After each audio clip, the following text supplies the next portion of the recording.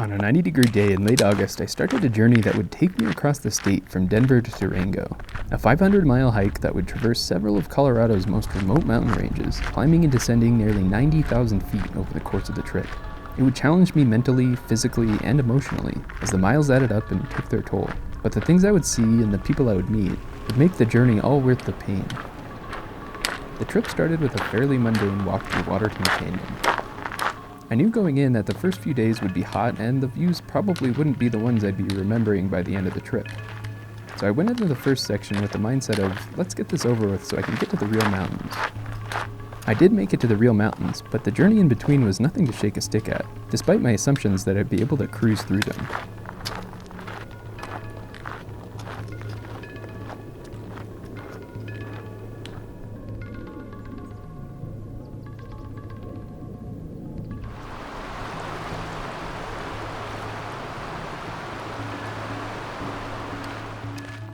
My second morning, I had 12 miles of burn scar to hike through. Something I wasn't looking forward to, and something I really didn't want to do in the afternoon after I'd had a chance to bake in the sun all day. So I started early.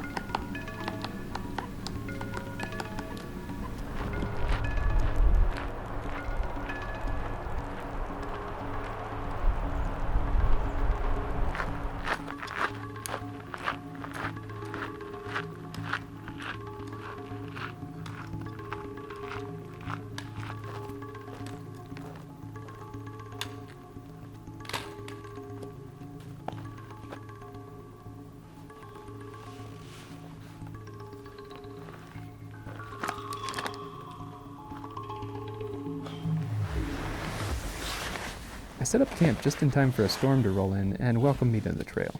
And boy did it.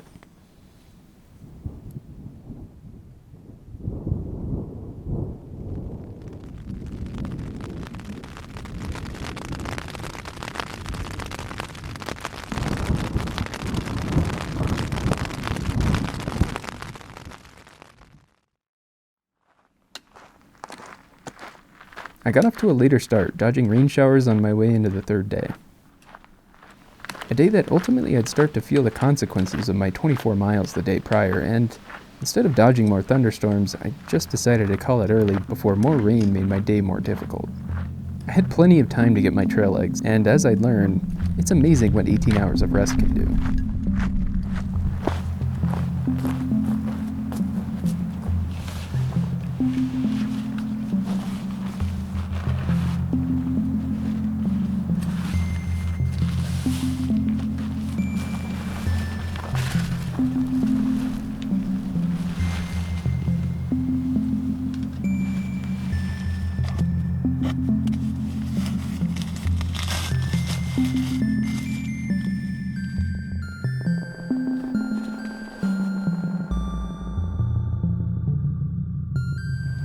Once I was rested up, the miles drifted by.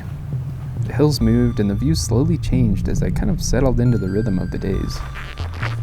Mornings were spent enjoying the cool air, afternoons were spent assessing the condition of my legs, and by the evening I would settle into a campsite and take it in before doing it all over again the next day. There was a beauty in the simplicity of it all.